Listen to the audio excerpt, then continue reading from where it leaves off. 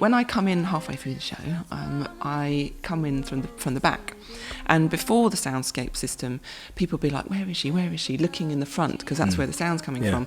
But with this time, I'm singing in the back, and they can hear me coming from the back. So they all turn around, and then they know where I am. And it's just simple, but it's so nice to not be like, I'm over here. Yeah, I'm trying to be all like mysterious coming in, and I'm like, I'm here, look, So it's nice to, it's really great to, it seems silly to not do that now. So you're using your gloves to put your voice somewhere within the middle of a show? Yeah, so I have Petra, our sound engineer. Yes. She is using the desk, and so she can also play sounds, on the screen, wherever she likes. So for that, she's following me, she's tracking me on the screen and on the grid, going Imogen's back left of the square and kind of moving me forward, whereas I'm moving my voice around the space. So she's taking my main voice and I'll be taking my effects. So with something like hide and seek, where for me it's really immersive, I've got the sound in my headphones and I'm moving sound all around, and for me it feels like this kind of embodied just full experience for me, because all the voice is coming live, and all of the looping and the effects and the harmonizer and the delays and the reverbs are all just there at my fingertips. And I often have to remember just to open my eyes, because I get lost in it. It's so I can lovely. imagine. Well, that's a song anyone can get lost in, I think, but it's in an immersive way. I don't know if I'd be able to deal with that live. I'm so excited because the Roundhouse is like the culmination of me giving birth to the child that was in my tummy the last time I was there. Yeah. This kind of horrendous show where everything just seemed to go wrong, where I just took on too much. Yeah. And, the gloves being in mid-development as well. And now come back kind of like a champion, with this incredible daughter that we have. He's nearly, she'll be 5 by then. Yeah. Just 5. And I'll be wearing the gloves that are now, we haven't made them yet, actually. They're literally about to kind of come off the manufacturing, in Leeds. We've got this bonded material and all kinds of things. So I'll be wearing them in the show, and I'll be moving the lights around and moving the sound around, and I can't wait. It's just going to be amazing. Incredible. It's going to feel so good, I hope. Yeah, it's like, have you ever seen that, You Think You've Seen Black, but you haven't seen Black? Oh, yeah. By Dolby. yeah. It's like that. It's like, we don't do it, but it's like you think you've heard sound, like, it's all around, but you haven't. And then you hear it over stereo, and then it'd be like, oof. Yeah. So actually, people probably don't even realise that they're hearing it. It would just sound like, if anything, people won't notice. That's what you want. You want them to come away. Like seamless kind of thing. Yeah, it's just like, you don't want them to notice the system. You just want them to come away going, that was an awesome show, and their ears aren't ringing, but they heard everything.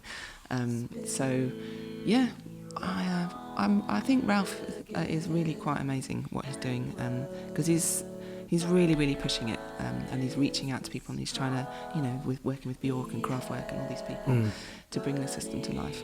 And it's hard when you're trying to do something which is not the norm. We've discovered it with the gloves. It was unintended, like we never intended it to be a commercial thing. It was just a passion project. But then we were like, God, but so many people want to make music like that. People like BBC Intro are trying to put emerging artists on platforms. Yeah. Obviously, with things like Creative Passport, that would be fantastic as well if that keeps getting championed. If you were starting now, how much more difficult do you think it would be to get where you've got to? Yeah. I really think I wouldn't have the time to make the music I want to make. I mean, right now I don't have the time to make the music I want to make because I'm trying to get the Creative Passport off the ground. But that's a reaction to how hard it is to, why should you have to spend so much time marketing yourself or trying to be heard, shout above the noise? You really need to be spending time honing in to your, writing those songs, like honing in on your craft. And musicians don't have time for that anymore because there's all of these other things, especially if you're the artist, because you've got to do so many things. And if you're a musician, it's even harder for you because you don't have that platform of the artist, and you're very likely not going to get acknowledged for the work that you've done, because where do you see that information anymore? in the past it was simpler in some ways. There was less opportunity for as many people as now, but once you were there and you'd got on a record and you played the drums on something, you were more likely to get another job because people would look at the liner notes. So we have a transformation to make, and it is slowly happening as we kind of raced into digital, because it was amazing and because we could have songs when we wanted it, whenever we wanted it. Now we have to, catch up with the data and allow all of that information that's connected to the song to be connected to the song, like it was connected to an album in the liner notes. Because when that happens, then all of these possibilities can get unlocked.